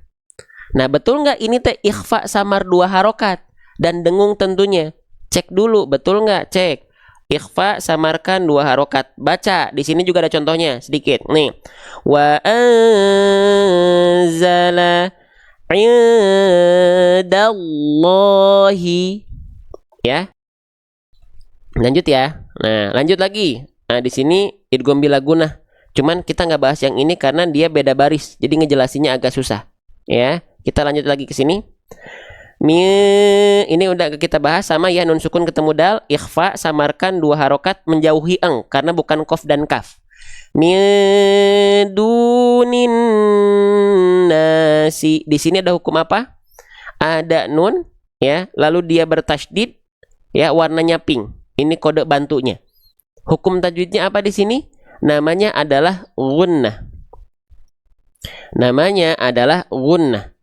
GH, gunnah. Apa itu gunnah? Gunnah artinya de. De itu apa? Dengung. Dengungkannya berapa lama? 2 harokat. Ya. Nah, jadi Bang taunya dia gunnah dengung dari mana? Kita lafalkan an-nya ya, kita tahan di an, lalu kita buka tutup hidung kita. Kalau suaranya dia hilang, maka dia gunnah. Kalau suaranya berubah, maka dia gunnah. Kalau suaranya hilang, maka dia gunnahnya kuat. Makanya dia yang bilang nun bertasydid ini adalah gunnah akmal. Gunnah dengan tingkatan paling sempurna. Kita cek ya, ayatnya tadi apa? Nih, kita tampilkan di atas ya. Nih, kita zoom out sedikit. Nah, lihat ya di atas. Perhatikan di bagian yang warna pink di sini. Medunin nasi. Ketika kita tahan, lalu kita buka tutup hidung kita. Kalau suaranya hilang, maka dia gunnah. Kalau dia berubah, maka dia gunnah. Kalau suaranya hilang, dia kuat gunnahnya. Medunin nasi. Medunin nasi. Hilang kan? Berarti dia gunnah. Nah, betul nggak ini tadi hukum tajwid gunnah? Cek di kartu panduan ini. Kalau pakai Al-Quran ini ya, cek di kartu panduannya. Cek, tadi mana? Nih ya, tuh. Gunnah dengungkan 2 harokat, maka ditahan juga 2 harokat. Perhatikan? Ya, tahan 2 harokat. Medunin nasi. An-nya tahan 2 harokat. An, dengung, gunnah, an, ya, gunnah. Nih, gunnah dengungkan 2 harokat, an-nya tahan 2 harokat. Medunin nasi. Paham sampai sini? Jelas sampai sini teman-teman sekalian? Ya, nah, sekarang nggak ada alasan lagi teman-teman nggak belajar. Hukum tajwid di sini disampaikan per baris bisa sampai 5-6. Ya, oke. Ada contoh yang lebih detailnya lagi di sini. Ya, ada hadis-hadis pilihannya. Ada asbabun nuzulnya. Terjemahnya udah terjemah per kata. Ada Latin buat nyontek doang, bukan jadi panduan, nyontek aja ke Latin buat nyontek doang. Terjemahnya sudah terjemah per tema. Nggak ada alasan teman-teman nggak belajar. Ya. Kalau dengan ini teman-teman masih malas belajar, harus dikasih seperti apa lagi? Ya, lanjut. Ya. Nih, contoh di sini. Ya, kita baca dulu bareng-bareng ayat yang tadi. Kita nanti belajar satu lagi ya. Midunin nasi fataman. Nah, jadi langsung GH dengungkan 2 harokat. Fatamannawul mauta ing kuat ketemu kaf ing kuat nggak kuat dengungannya in kuntum shadiqin.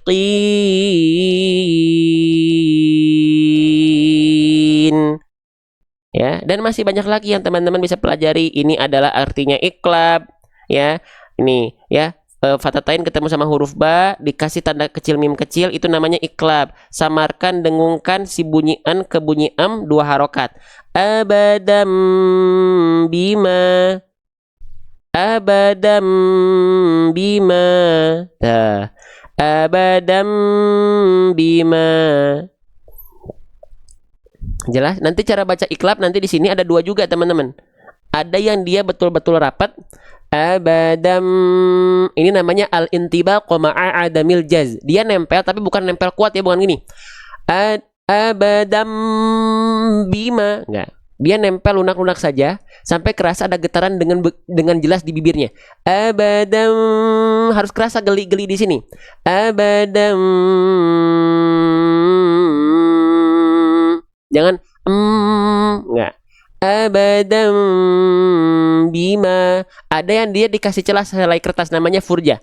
Abadam bima. Gitu. Ya. Iya, iklab itu membalik bunyi nun sukun ke bunyi mim sambil disamarkan ya dan dengungkan. Bima. Nah, kalau dia betul-betul nempelnya kuat jadinya izhar nanti abadam. Nah, makanya dia nempelnya lunak biar samarnya masih dapat. Abadam bima. Gitu. Samar dengungkan dibalikan dari bunyi nun. Nih, dari bunyi nun sini, dari bunyi an maksudnya atau tanwin atau bunyi an, bunyi nun ya ke mimnya. Gitu ya.